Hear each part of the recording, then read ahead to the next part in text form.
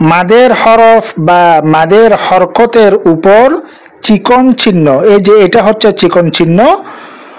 বামে লম্বা হামজা, এই যে এই লম্বা হামজা থাকলে তিন আলিফ টেনে পড়াকে মাদ্দে মুনফাসিল বলা হয়। আউযু বিল্লাহি মিনাশ শাইতানির রাজিম। বিসমিল্লাহির রহমানির রহিম। সম্মানিত ভাই ও বোনেরা, আসসালামু আলাইকুম ওয়া রাহমাতুল্লাহি ওয়া বারাকাতুহু। ৩৮ নং পর্বে আমরা মাদ্দে আরজি নিয়ে বিস্তারিত ভাবে আলোচনা করেছি। আজকে আমরা 10 প্রকার মাদের দ্বিতীয় ভাগের দ্বিতীয় প্রকার মাদ্দে মুনফাসিল নিয়ে বিস্তারিত আলোচনা করার চেষ্টা করব ইনশাআল্লাহ। ওয়া মা তাওফীকি ইল্লা বিল্লাহ। আর দেরি না করে শুরু করা যাক। আমরা স্ক্রিনে দেখতে পাচ্ছি মাদ্দে মুনফাসিল। মাদ্দে মুনফাসিল কাকে বলে? মাদের হরফ বা মাদের হরকতের উপর চিকন চিহ্ন, এই যে এটা হচ্ছে চিকন চিহ্ন। বামে লম্বা হামজা, এই যে এই লম্বা হামজা থাকলে তিন আলিফ টেনে পড়াকে মাদ্দে মুনফাসিল বলা হয়। আমরা আবার একটু বলি, মাদের হরফ বা মাদের হরকতের উপর চিকন চিহ্ন, বামে লম্বা হামজা আসলে তিন আলিফ টেনে পড়াকে মাদ্দে মুনফাসিল বলা হয়।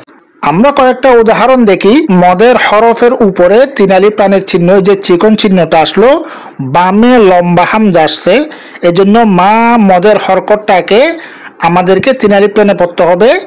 এটাই হচ্ছে মাদ্দে মুনফাসিল। মা আগনা ক্বালু আমান্না। সেম এখানে এই যে লু পেশের বাম পাশে যজমালা ওয়াও মদের হরফ, মদের হরফের উপরে চিকন চিহ্ন আসলো, বামে লম্বা হামজা আসছে, এই জন্য এটা মাদ্দে মুনফাসিল। আমাদেরকে তিন আলিফ টেনে পড়তে হবে লুটাকে। ইন্নী আখাফু, মদের হরফের উপরে চিকন চিহ্ন আসছে, বামে লম্বা হামজা আসছে, এই জন্য আমরা নিটাকে তিন আলিফ টেনে পড়লাম। ইয়া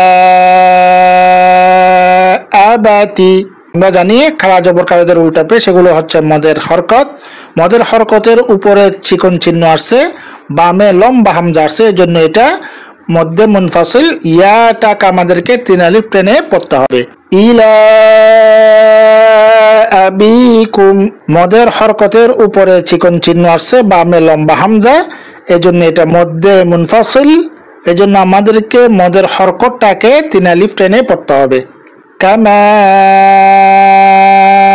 আরসালনা, এই যেখানে মা মদের হরফের উপরে চিকন চিহ্ন আসলো, বামে লম্বা হামজা আসছে, এজন্য আমাদেরকে মদের হরকতটাকে তিন আলিফ টেনে পড়তে হবে।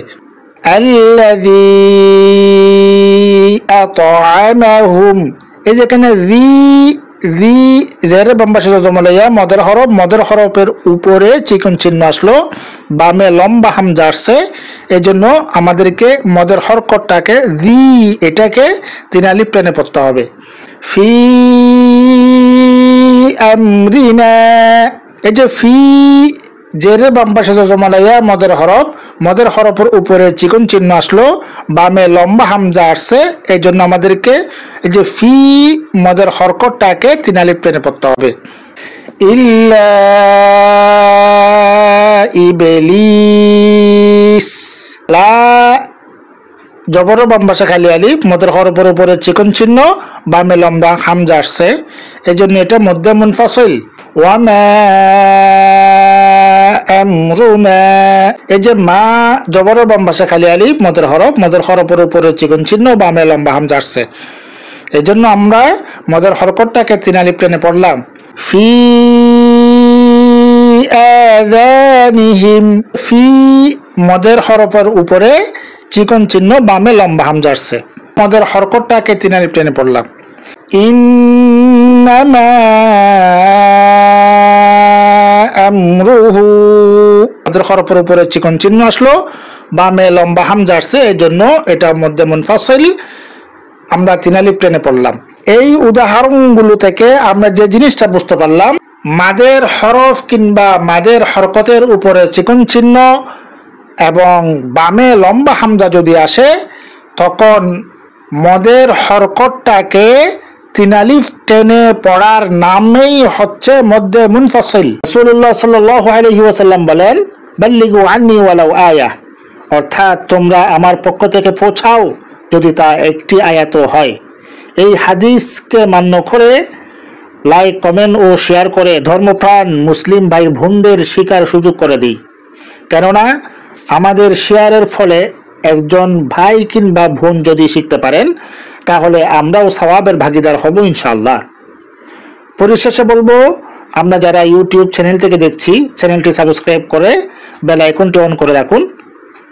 আর আমরা যারা ফেসবুক পেজ থেকে দেখছি পেজটি ফলো করে রাখি, যাতে আমরা পরবর্তী ভিডিওগুলো ধারাবাহিকভাবে দেখে শিখতেও জানতে পারি। আগামী পর্ব দেখার আমন্ত্রণ জানিয়ে এখানে শেষ করছি। আসসালামু আলাইকুম ওয়া রাহমাতুল্লাহি ওয়া বারাকাতুহু।